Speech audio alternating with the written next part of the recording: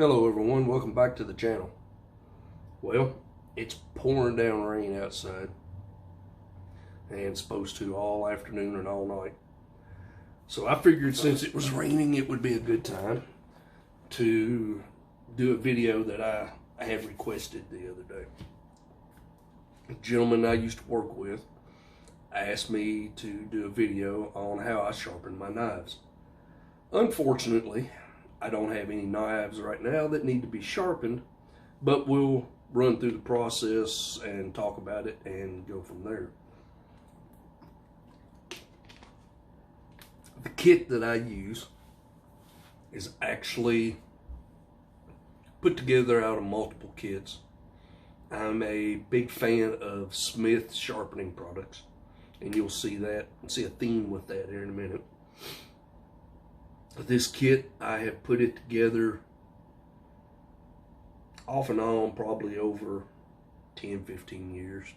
Just different pieces here and there that I've added to it and got it to the point that I'm at now.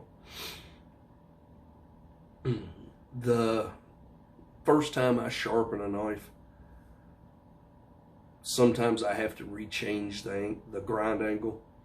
And if I do that, that process can take 2 or 3 hours to do it. So I'm not going to bore you to death with that. I'm just going to, I've got a cheap Gerber over here that I will pull out and show you the basic setup and everything and talk about a few little tricks that I have found. The initial kit that I have here, I bought at Walmart for 20 some bucks, I think it was. And then after I got that kit, I have went to Smith's website and ordered more stones and replacement stones and added them into this kit. Most of the kits you buy at Walmart come with 2 stones. They'll come with a coarse and a fine, and that's it.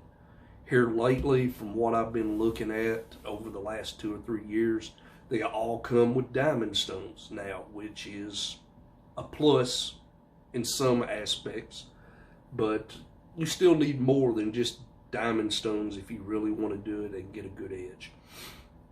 And then I've got some little tricks that I have learned over the years that I will show you and explain why this is a plus. And we'll talk about that here in a minute. So let's just jump into this kit. I have bought an old tackle box from Walmart, and everything for my knife sharpening stays in this kit except for my big strop that I've got. This strop is actually a razor strap from a barber shop that I have cut down and mounted to a piece of wood to use on my workbench. Now, do you have to have a strop mounted on wood? No, you don't. For years, all I used was just a piece of leather with stropping compound and would lay it on top of something smooth and level and strop off of it. This is really nice just because it gives you more area to work with. But if you have an area that's not perfectly smooth, perfectly flat, you can lay this down with that board and that'll take care of it. So, over the years, I've used these. This was my original guide that I come out with, or started with, and it worked, but they have since made improvements to the guides, and I'll show you that in a minute. As you can tell, this one's got a lot of use on it. The newer one, which is the only one that I use now, is made a whole lot different. If you look at them, the older style only had 2 slots, where the newer style has 4. On this new one, if you look, get up here where you can see it, each one of those slots has a number by it. Come on. Focus. There we go. 20, 25, 30, and 35. that is for different grind angles on a blade. And we'll go ahead and talk about one of my little tricks. If you notice, you see that little dot right there in the center? What I have done is I've measured the width of this and marked the center. Now, the reason I have done that is to give me a reference point when I am putting that on a blade. Let's see if I've got one over here that I can use to show you. Yeah, let's break this one out. If you look at this SE5, get it right there, you'll see a little dot right there. The reason for that dot is so that when I go to touch this knife up,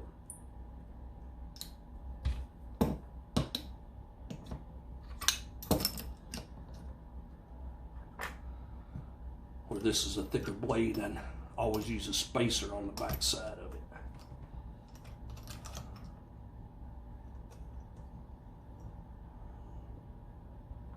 Give me a second here and I'll get this put together and I'll show you. There we go. You notice it's off just a touch. It moved on me.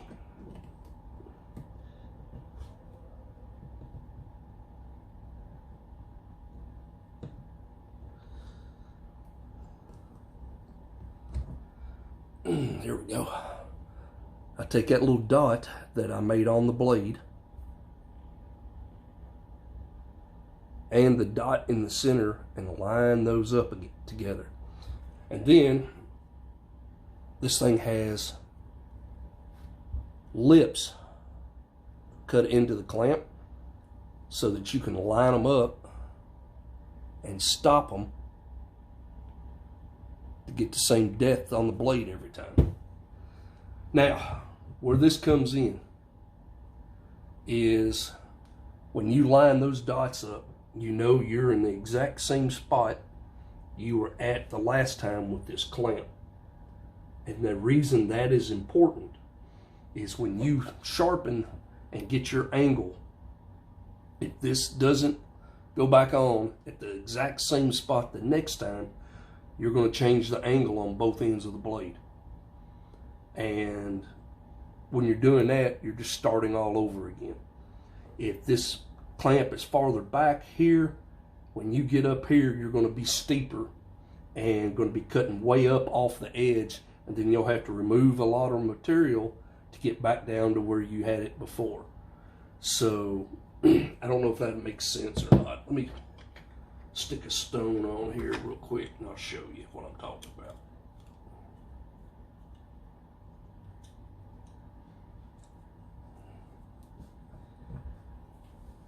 When you use that and clamp it back on, you'll see the angle of that stone right there.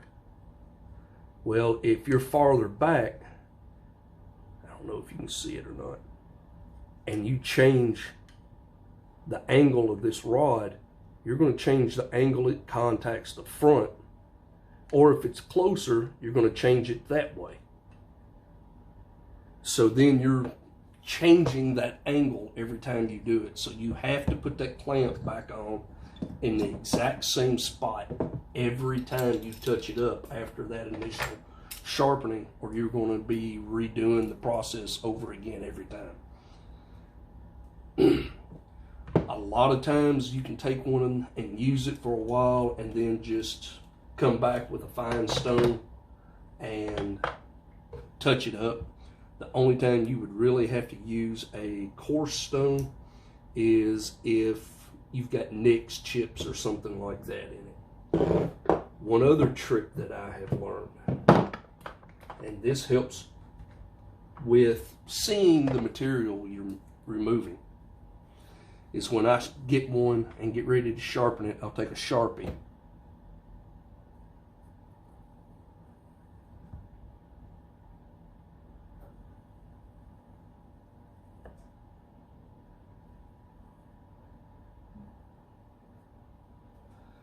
and black the edge of that blade. What that does is when you're using your stone, it allows you to see where that stone's making contact with the knife. If you're making contact back from the edge, then you'll have a little solid black line right along the edge. If you're making contact on the edge, but the angle's changed, then you'll have a black line back up on the edge away from the exact edge. And that'll show you that you're not in the proper alignment from the last time you were when you sharpened that knife. Got to be careful with this one. This one's dangerous. I know you saw me jump a second ago when the marker come off. That's why. There's absolutely no reason for a knife this size to be as sharp as it is. But I like sharp knives. So now, all of my stones, like I said earlier, are Smiths. I have 4 of them that I use. Each one is a finer grit from the one before. They're color coded. These 2 are actually the same. Both of these are actually coarse diamond stones. The difference is this one is newer. This one, where I've used it a lot, if you look and see where it's polishing in the center, this one's wore down and is nowhere near as rough as this other one. Then from there I go to a fine diamond, and then from there to a fine Arkansas. And then at that point, that's when I go to a strop and use stropping compound to finish everything out. These bigger ones I ordered from Smith's website. I don't know if the kits still come with the small ones. Used to, all of your kits that you bought at Walmart come with the smaller stones. But just start with the courses, work down. If you're just touching it up, I may only use a fine diamond and an Arkansas to touch it up. If it's not real bad at all, I may just use the Arkansas and a strop. Sometimes I'll use just a strop to polish one out. But what you're looking for when you're sharpening, I'll pull this Gerber out real quick and show you with it.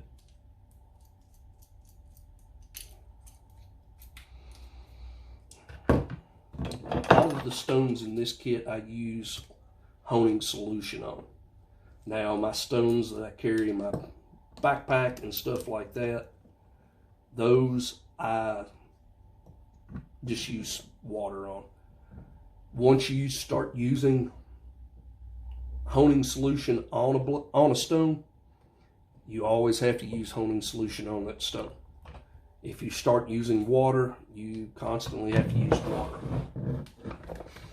Let's see if I can demonstrate what I'm talking about with the edge.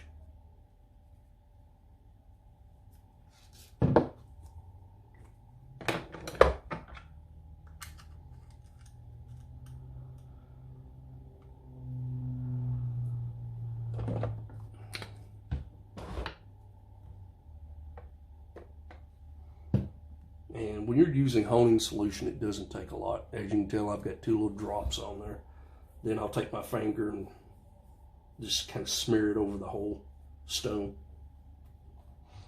I'm going to cut this first one too deep or too high an angle so I can show you what I'm talking about.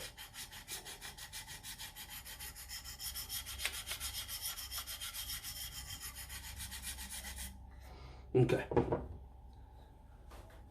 I don't know if it'll show up or not. Notice how I've got that silver edge right along the edge, but all the black behind it is still there. That tells me that my angle that I'm sharpening that blade at is too steep. I'm touching the very edge, but not the rest of it. Okay, now let's see if I can do it this one the other way. Hang on, 3 black at so it show good.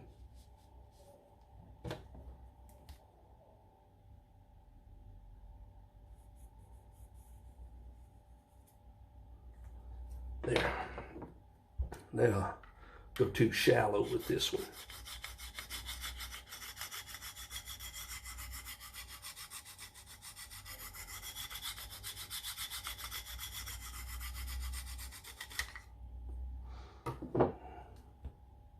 Okay, on this one, where the edge is too shallow, notice the black still on the very edge, but back behind that black, I'm taking material off, taking the marker off, and I've got that silver line behind the black. That tells me that my angle is too shallow. So I need to bring it back up some more. Now let's do this one just right.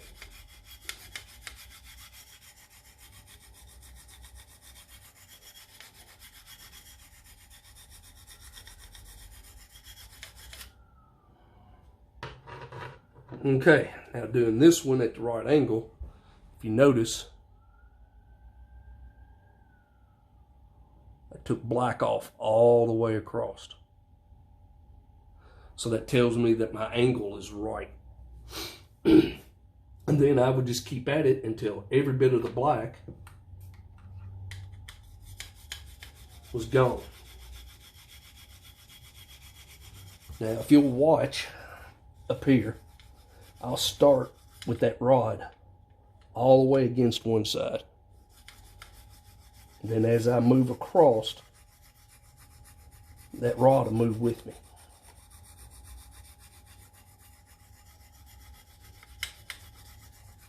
And then I'll just keep doing that back and forth. And then you'll get to where, notice all the black's gone off of it. That tells me that I've got my angle right. Now, when you sharpen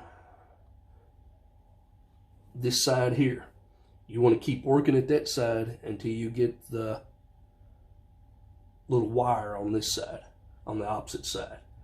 Rubbing my finger over there, I can feel where that edge is rolled, and I can feel that little fine wire across there. At that point, I'd flip to this side and work this side the same way, using the same degrees on this side that I used on the other side.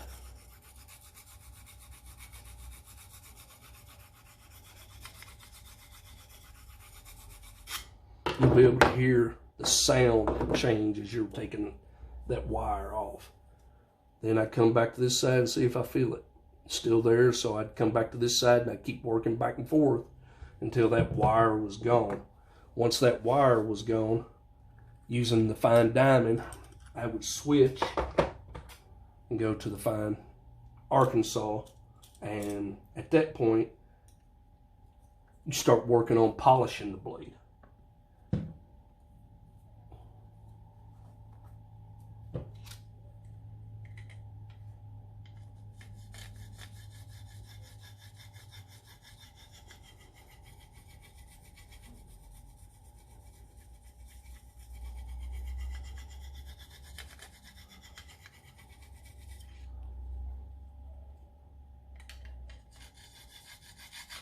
Hear the sound difference on that side? That's because there's just a little bit of a wire rolled over on that side.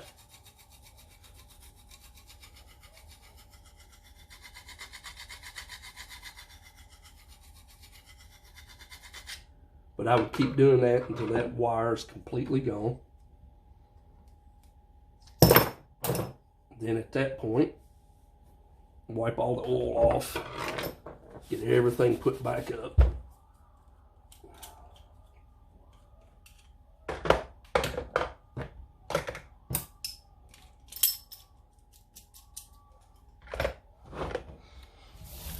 I would bring out my strop.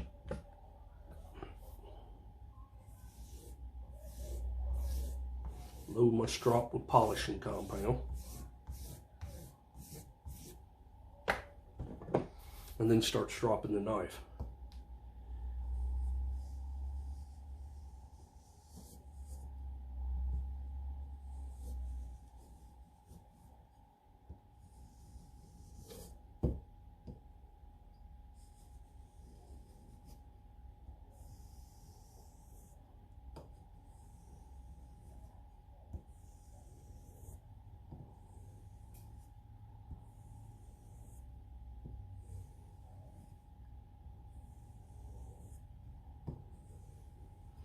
I've seen people when they do this, they'll do 5 or 6 that way and then do 5 or 6 that way.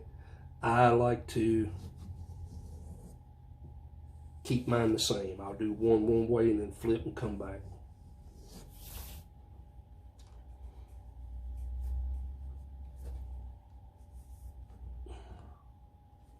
And then that would start finally polishing out that blade.